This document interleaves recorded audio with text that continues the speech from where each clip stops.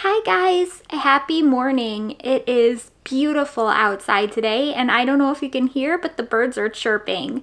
Unfortunately, we're going to be getting some rain soon, so it is what it is. Anyways, this is a knitting podcast, and I'm very happy that you can join me. This is a place where I come to talk about my works in progress and my finished items and pretty much all of the yarn stuff that I get up to throughout the week. And this week has been kind of interesting. I've been focusing mainly two important things. I've been working on a scarf, and I have also been trying to work through a worsted weight cardigan for myself, which is kind of a different approach to what I normally knit. Usually I stick with fingering weight yarn, but I really like this cardigan and I really like the pattern, so that's where I am right now. I forgot to introduce myself. Sorry about that. My name is Mandy, and you can find me on Instagram or Ravelry as Mandy Von Knits. Now, as for what I am wearing, because I always forget to say this is the Lace and Fade Boxy by Joji Locatelli, and I love this, and it's, you know what, there's an interesting kind of backstory to this pattern and deciding to knit it. I didn't think I would like it, and the reason I didn't think I would like it is because, look, see, it's very boxy. It's got a lot of positive ease, right? But I finally decided to make it, and it is just very comfortable. It is almost like wearing a sweatshirt without looking like a sweatshirt.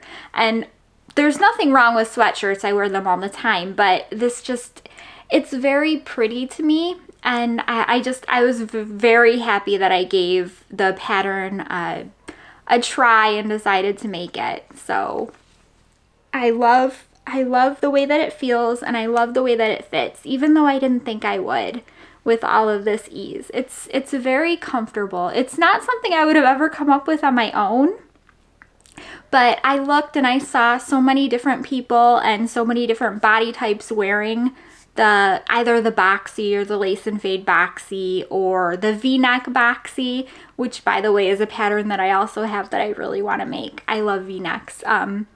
Anyways, I saw so many different body types wearing this pattern, and I decided to give it a try, and I really like the results. So that's what I'm wearing.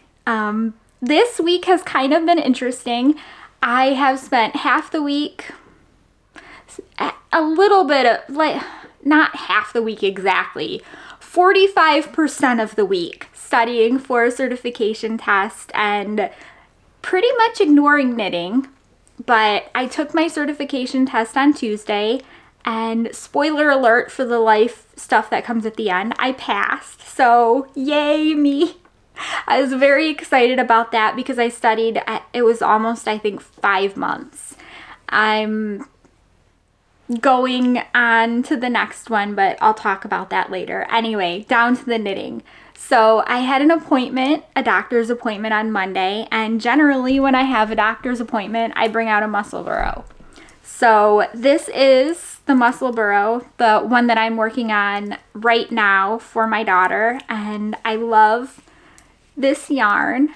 It is so pretty. It is Mouse Witch yarn, and I believe it was, I don't know what month it was, but it was from the Year of Yarn. So I look at this yarn, right? Let me see if I can get it to look good on the screen without being too blown out. So I look at this yarn, and it reminds me of like a pink funfetti. Do you know the funfetti cakes, right? Like, they have the box cakes and they're funfetti, and there's like vanilla cake with sprinkles in it. Well, this reminds me of like pink cake with sprinkles in it, and I love it. I think that this would be so pretty as like a flax sweater for my daughter. I can't get over how nice it's knitting up. And so when I went to the doctor's, I took this with me. I love taking muscle burros. If you don't know, the pattern's by Isolde Teague, and it's basically a double-sided hat. You start off cast on right here, work the crown down, and then knit a very long tube. And when you're done with the yarn, which generally, this is fingering weight, so generally I will work through most of this yarn skein. And then when I have about 7 grams left, 7 to 10 grams, I will start working the decreases to close off the crown. And that tends to make a pretty good hat, although since this is for my daughter and I make her muscle burros just a tiny bit smaller, I will probably cast off when I have a little bit more yarn, just because with hers they're not as wide, so I don't want to make them too tall, if that makes sense. But I love this pattern. I go to the doctor's. I am a paraplegic and I am always in and out of the doctor's, so I bring a muscle burro with me whenever I am there, when I'm in the hospital or the doctor's. It just makes for a very easy, very simple, mindless pattern that I can work on, and everybody needs hats. At least that's what I keep telling myself when I make them. Okay, so that is the first project that I worked on, and generally when I make a muscle burro, so if I concentrate on it fully, like if it's the only thing I'm knitting, I can get it done in a couple of days. If I am bringing it to doctor's appointments, it could take me a couple of months. It really just depends. Generally, when I am working on a muscle burro, it's not my main focus unless I'm like I'm in the hospital, because then that's all I'm knitting. But generally, yeah, it takes me a couple of months. So it gets put on the back burner because I like to knit on other things, like this scarf, for instance. So this has been such a fun project, and it's getting so long now. There's just so much scarf. Hang on, the yarn is all tangled. Okay, so this scarf is huge now. How am I going to manage this for much longer? So this, I would say I probably knit like from here-ish to here this week. At least I think. That's what I'm gonna tell myself. So the new skein of yarn started because this is knit from a fingering weight yarn that is a gradient, and the yarn is broken into 50-gram hanks. So I wound 2 balls of yarn from it, and this is where the blue is where I started the second skein. So this is all knit from the second skein, and if we come back here, this was knit, I can't even get it in. Okay, so here, right here.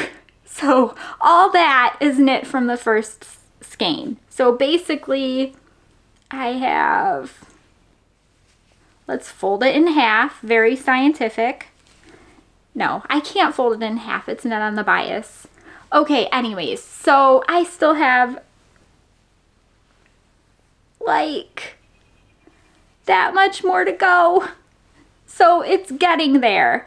This is the prismarine, and I can't remember who made it, but I will put it down below like always. I love the colors. The wool is Gusto wool, and this is the first time that I've used their yarn, and I really like it. I bought the kit from Jimmy Bean's Wool, and the kit was really inexpensive. It was like around $30. And the pattern is not color work, it's mosaic. So we're slipping stitches. And once you have the pattern down, it's so easy. I can do this when I'm watching TV. I can do this when people are talking to me. I don't have to pay attention. It's just a very easy pattern, and once you get in the groove of it, it works out really well. Although I did have to take out a couple of rows earlier this week because I was knitting, and I had set it down for, I would say, a half of a week. And because I was studying so much for my certification, I wasn't knitting a lot or really anything. So I set it down, and when I picked it back up, see, I said that it's knit on the bias, right? So I was decreasing here, but I had forgotten to increase on this side. So once I had gotten, there's a little kind of like a break in between the sections, and that had happened right during that break. And once I got back up here, I'm like, where did my stitches go? What happened? Because my count was off. You can tell because the pattern doesn't line up. It doesn't look right. You can almost tell immediately something's off. I would have noticed much sooner, but it happened, or it happened to happen during the break where it's just garter stitch and you don't really need to count for that. Anyways, taking it out wasn't that big of a deal. Like I said, it's just mosaic knitting. But I really do like this. I'm excited to have it. And it's going to look very... Oh, you can see my ends. I should weave that in. Hide them. So you can't see. Usually, whenever I weave in ends, I will weave them as I go in on a project. But I will not snip them until, sometimes I wait until after I block them if I'm not certain the yarn, if I think that blocking the yarn is going to mess with the stitches that much that my ends will come undone, I will wait until after blocking to snip them. But sometimes I will do it beforehand. It really just depends on what's going on there. But I don't expect much ends from this. That one spot was just where I swapped the colors. But this is, I don't know if I said this, but this is fingering weight yarn. And I don't know how much longer it's going to take me. A couple of weeks? Probably. It's going to take a couple of weeks because this is my fingering weight project, and I have been focusing more on the cardigan that I've been making, and it's a lot more fun right now than this is, which is unfortunate because this is going to take longer because it's fingering weight yarn, but I guess it is what it is. I might actually spend more time on this next week because I'm going to show you I already have ideas in my head about the next fingering weight yarn I'm going to be knitting, or the fingering weight yarn project I'm going to be knitting, and I kind of need some help deciding on what one it is. So I have 2 different skeins of yarn and 2 different projects, and I can't decide which one's coming next. They're both coming, but one is coming sooner than the other, and I just don't know which. So that is how it's going. This is the skein of gradient yarn that I have left. I'm actually working from the inside out because that just happened to be how the yarn was caked. Generally, with fingering weight yarn, I try to work the outside in because fingering weight will collapse. This is gonna collapse, and I'm hoping that it's not going to be like a complete mess. At least that's my hope. And this is the main color. This is like a corally color. I love this color. But I never would have thought that these 2 colors went together, and then just they do. So I'm excited about the finished project with this. Let me get all of my yarn ends back in. Now, this is what I've been spending most of my time on. And hang on, I've got to get rid of my headphones, which I put in my knitting bag so that I always have them with me. Okay, so this is my newest favorite project, I guess we can say. And this is, hang on, I've got my needles clipped so that I don't lose stitches, but unfortunately for me that makes it harder to show you guys. So I'm gonna unclip these so that it's easier. Hopefully without poking myself, because I use a stitch marker. One of these, that's not gonna show, is it? It's a light bulb stitch marker. It's nothing fancy, but I use it to clip my knitting needles together so that I don't lose stitches. So let me see if I can kind of manage this. This is the Thursday special, and it is by Alina Nodell. So as you can see, I've joined not in the round, I've joined the pieces together, because with this cardigan you work the back and then the two fronts and then join them together. Now I have started to work on the sleeve, the first sleeve. This is the right sleeve, so I wonder if I can show you without making this into a mess. It's gonna be hard because of what I'm wearing, but this is how far I am on the sleeve, and I am just now starting the garter stitch. So that, I have about that much left, but I love this color. It's so pretty. This color is Teal Feather by Malabrigo, and the yarn weight, or the yarn base, is Rios. And if you've been watching, I have made this Thursday special before. I just made one for my daughter, and I made it out of Malabrigo Rios in fuchsia or magenta. I always get it confused. It's the bright pink color, but it's my favorite. That's sad, right? It's my favorite colorway from Malabrigo, and I cannot remember what it is. This is, by the way, my second favorite colorway. I'm excited for this. It's knitting up pretty fast. Like I said, it's worsted weight. I've been happily knitting along on the sleeves, because when you're dealing with a full body cardigan, it's kind of a pain in the butt to keep moving the body back and forth, around and round, as you try to knit it up. This is how far I've gotten. So I'm expecting to finish the sleeves and then go back to the body. And I'm not sure how long the body will be.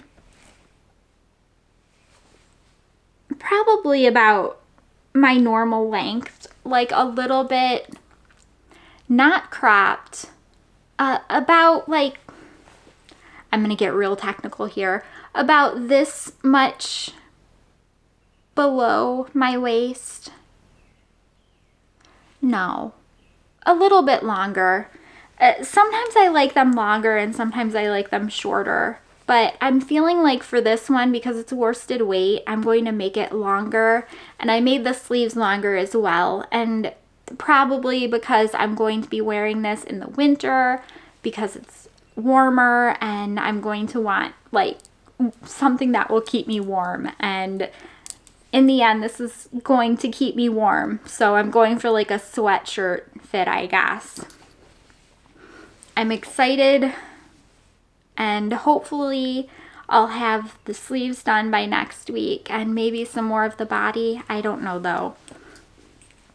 Like I said, I've been really wanting to work on that scarf just to get it done, because I have an idea for my next cast on, and I'm going to show you guys. So I have been talking for a while about how I want to knit myself a flax light, which is good, and I do. So I'm going to be knitting a flax light soon, and I have this really awesome colorway, and let me see if I can show you. It is Black Fire Opal, and it's by Blackbird Sycamore Yarns, and this is in Super Sock. Hopefully there we go.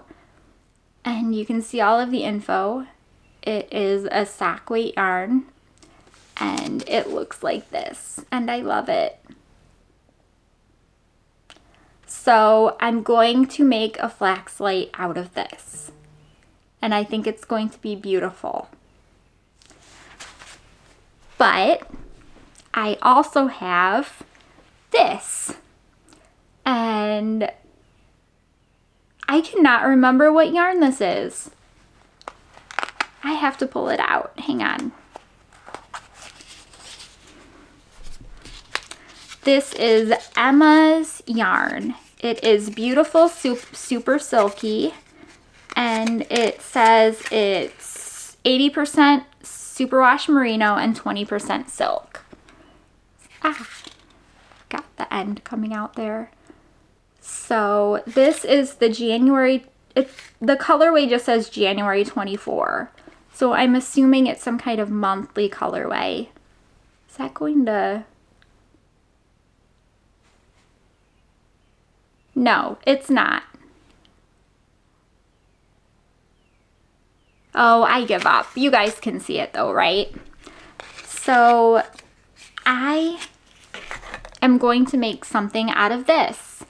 And this is going to be a tee, a knitted tee, which I cannot remember the name of, but I am going to put right here.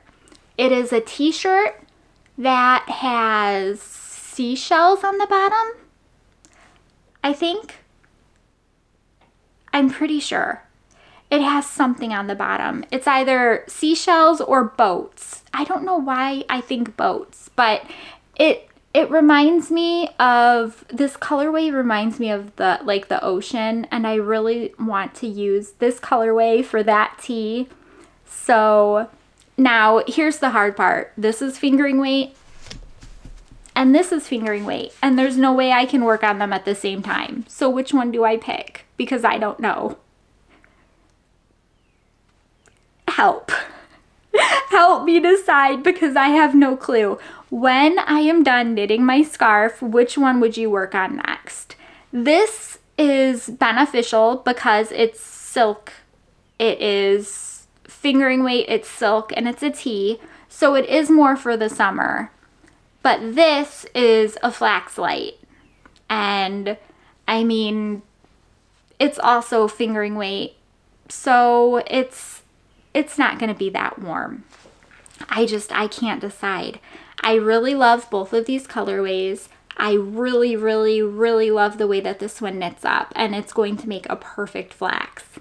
But I also want to do this. So I know that I will cast one on right after the other. I just don't know which one to pick first. So if you have any comments, if you have any pros or cons for each one, please put them down below, because like I said, I have no clue. So I'm going to let you guys decide. That's pretty much how it's going to go. I really do love this blue color, but I love this is so pretty. When I saw this colorway, I was like, oh my gosh, that's just perfect. I feel like I can get this one done much faster because, like I said, it's a tee and it's short sleeved, I believe. Yeah, it's short sleeved. So this one will be done faster, and generally I tend to stick with doing the easier one first and then working on the harder one. But this is coming from the person who's making a scarf probably twice her body height, so anything goes here, right? I'm so excited to knit both of these. I just can't pick which one first, and I don't want to do them both at the same time, because if I do both at the same time, then they'll both take forever to get done. So I can't do that. I've got to pick one and focus on it, and then work on the other and focus on it. So, and then this also has to happen after I finish the scarf, because I'll get too overwhelmed if I have too much stuff going on. I love these colors though. Do you guys ever do that? Do you just get yarn, like take your yarn that you have and look at it and just say, wow, this is just so pretty. Like, I don't know. I could have like random hanks of yarn used as decoration in the house. I'm so weird. My husband knows I'm weird. He's okay with it. Don't worry. But I do love just admiring yarn hanks, especially before I use them. They just make me really happy. It's a happy thing. So I've gone through all the knitting that I've done this week already. It was super fast. I'm sorry.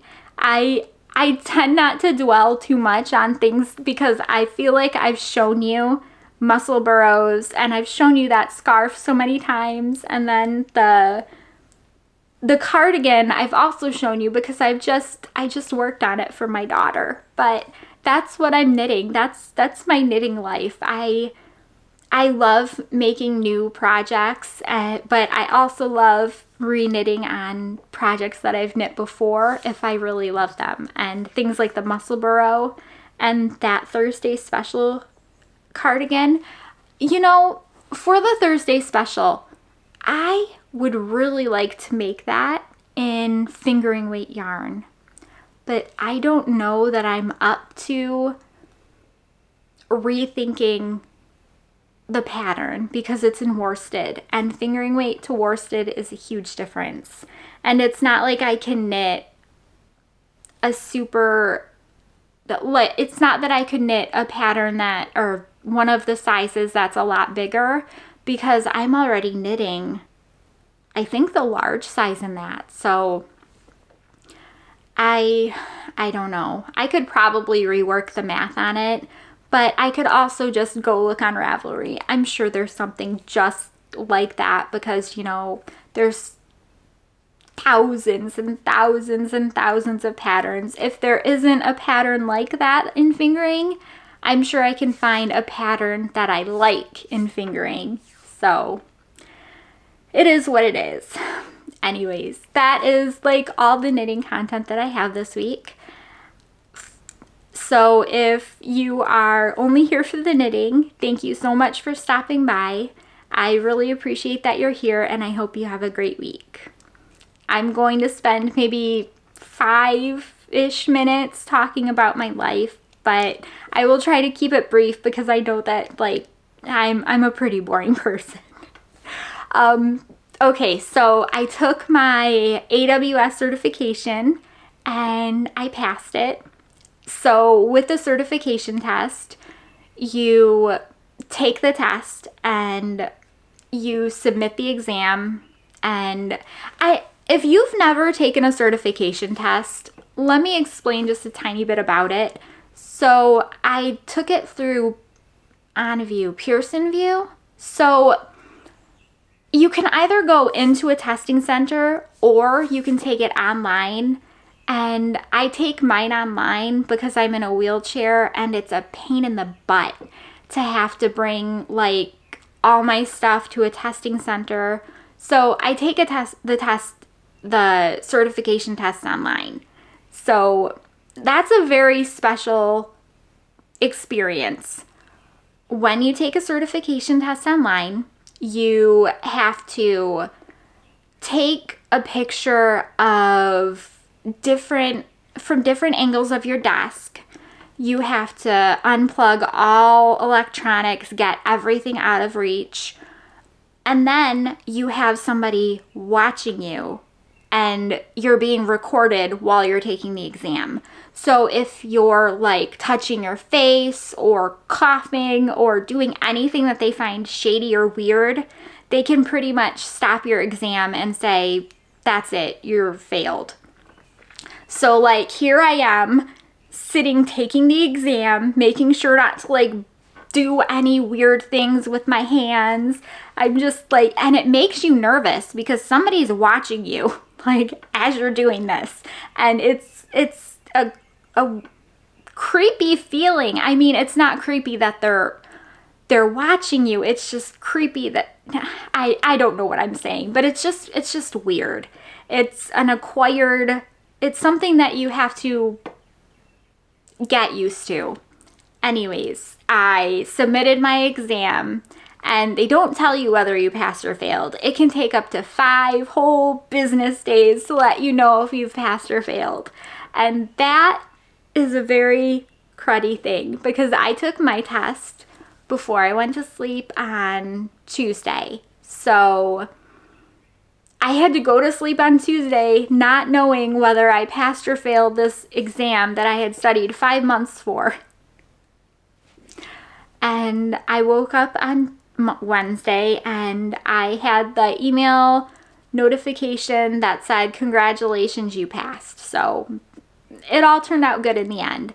The reason it took me 5 months to study for is because I had approached studying more like, okay, I want to learn how to use this system because the test is about architecture in Amazon Web Services. So different cloud infrastructure, how you would set up certain sites, how you would deal with different architecture, whether it's serverless or there's a company that has a monolithic architecture and they need to move it to the cloud, and what's the best approach, how much money they can spend.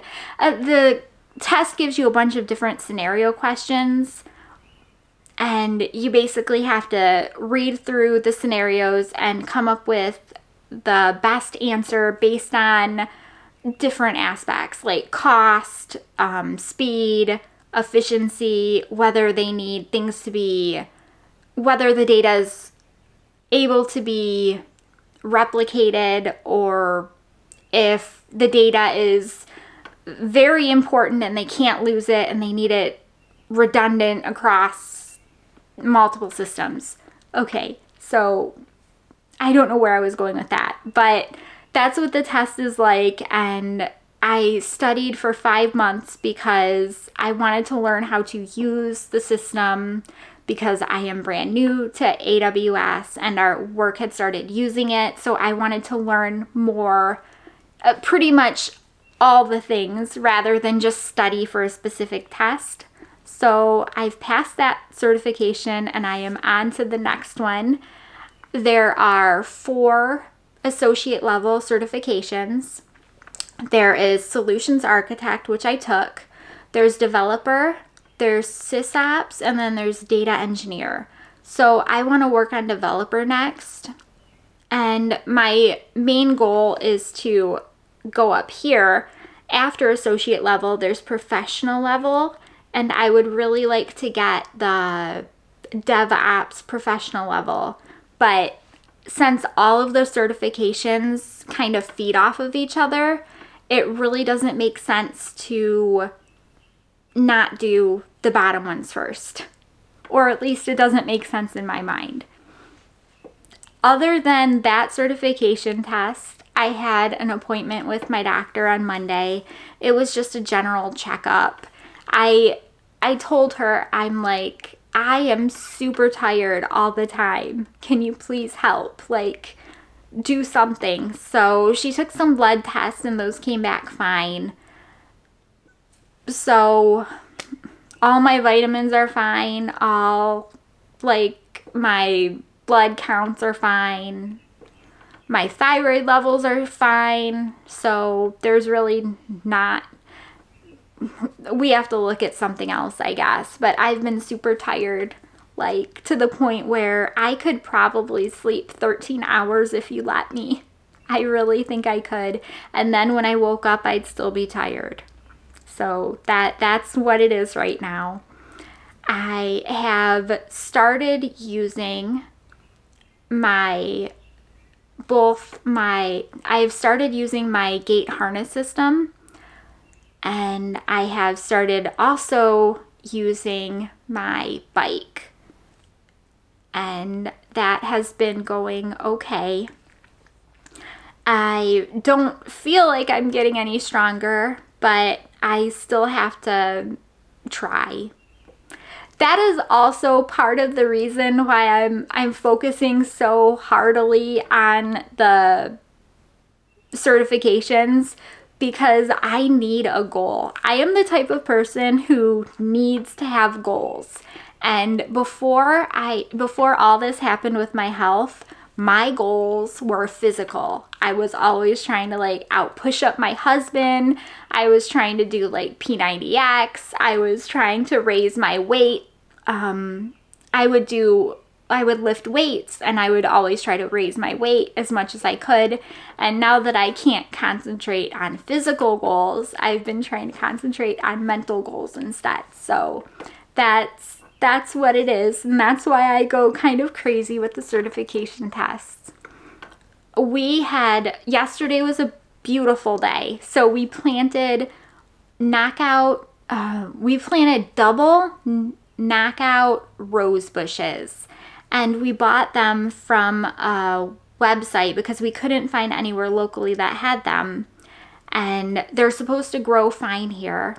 And we planted them because we were looking for plants that would come up every year and kind of be low maintenance, but still come up every year. Bloom every year is what I mean. That's what I mean. So we planted those, and I've got my fingers crossed that those are what we're looking for, because they're the roses on the little tiny plants they came with are so cute. We're supposed to plant them 3 feet apart, so we did that, and I guess it's just going to be a wait and see. My husband took off 2 days during the week to work on the yard, and he went through a bunch of stuff. He pulled out, we had like actually 2 mini trees that just must have grown from like a helicopter or something. And so he pulled those out, and he worked the front garden bed and kind of got the yard in order for spring. We're all super excited. It's May. It's May. You know, the saying goes, April showers bring May flowers, and it's going to rain today. I feel cheated. Yesterday was such a beautiful day, and we had quite a bit to do, so we didn't go to the park or go to the zoo like we had planned. And once again, on Sunday, the day where we have less to do, it's gonna rain. Figures. I have been reading books, and what book have I read? The book that I'm reading right now just got really good. It is called She's Not Sorry by Mary Kubica. I'll put it down below. I'm not sure how to pronounce it, but this book is good. I was listening to it this morning, and all of a sudden things started clicking. I'm like 75% done with the book, and all of a sudden like things started sliding into place, and it's like, whoa. What? Wow. Like, it's really good. It's about a nurse who is divorced, and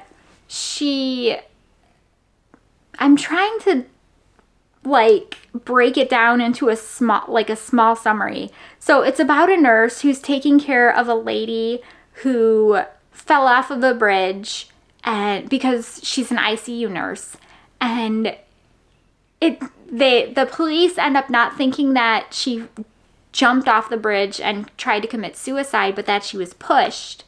And I can't say any more, but it is so good. Like, I've read Mary Kubica's books before. Local Woman Missing was really good too, and so was Just the Nicest Couple. So I've liked the books that I've read from her, and I'm hoping that this one ends just as with me just as excited as I am for it right now.